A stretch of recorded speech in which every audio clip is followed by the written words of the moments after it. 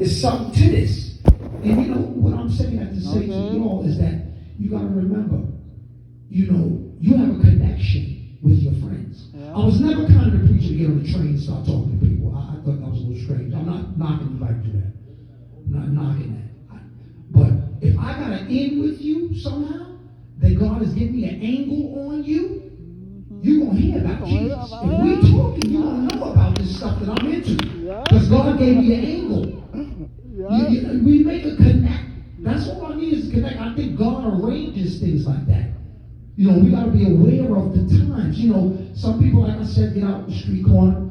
You know, I've been on things to hand out tracts and stuff like that, but I find that to be less effective than talking to your friends, than talking to your classmates, than talking to your co-workers, because you already got a connection. They see you, they've been watching you, so you got that in. You got that in.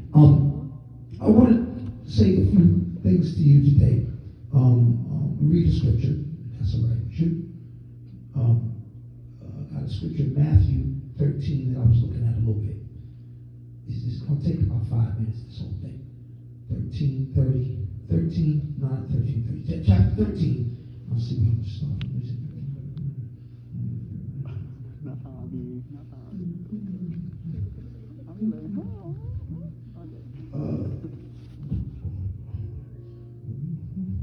All right, I'll tell you what. Yeah, I got it. Okay, 13:24. 13:24 is a good place to start. Matthew 13:24. If you don't have your Bible, don't worry, I'll read to you. This is King James Version. I'll break it down. Don't worry about that. Shakespearean English. All right. It says, another parable put he forth unto them, saying, the kingdom of heaven is likened unto a man which sowed good seed in his field. But while men slept, his enemy came and sowed tares among the wheat and went his way. But when the blade was sprung up and brought forth fruit, then appeared the tares also. So the servants of the householder came and said unto him, Sir, didst not thou sow good seed in thy field? From whence then hath it tares?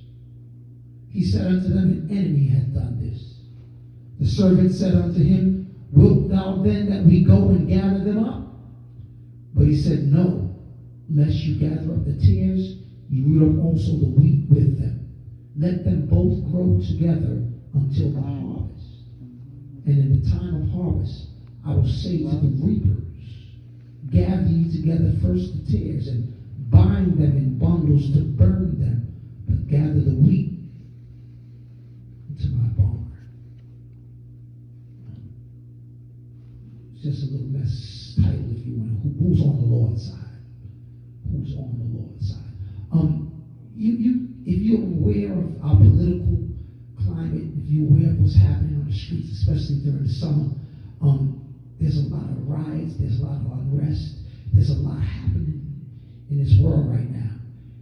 And I'm going to tell you what my take on it is things are getting real, let me say the word dichotomized. They're getting separated. Things are getting arranged into groups. From the very beginning, you know, when God said, let there be light, he said, he separated the light from the darkness. He called the light good, and the evening and the morning were the first day. So he made a distinction between light and dark from the very beginning. He was saying a lot when he said that, because when God talks, he don't just talk about natural things that you can see with the physical.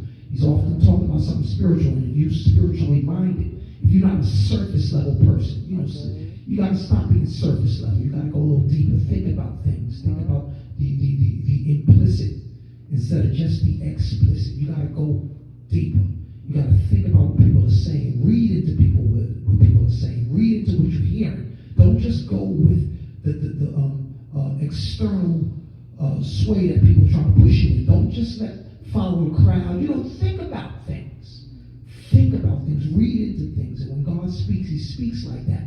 And when he talked about light and darkness, he was talking about a distinction that he was going to make between good and evil, between righteousness and unrighteousness, between light and darkness. And God has always made a distinction between light and darkness, called it heat or cold.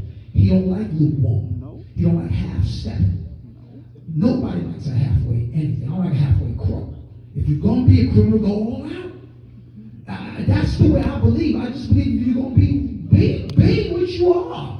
Be what you are. If you're a gangster, be a gangster. If you're a Christian, be a Christian. Ain't no sense being a Christian gangster. That don't make no sense to me. No. You Christian, you a gangster. Which one are you? Make up your mind. I would rather you be hot or cold. God respects cold better than you do lukewarm. That's what he said. I respect cold rather than hypocrite.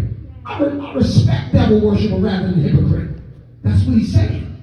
That's what he's saying. You sitting up in church looking like something, but it ain't real. Be what you are. Be real. That's one thing I respect about this generation, y'all. Like, I don't know what y'all X or R. I don't know what y'all are. Y. Well, I don't know what generation this is, but whatever y'all do like to tell your truth. You know, and I always respect it. I believe God does too. Your truth. But what's happening right now is there's being made a decision.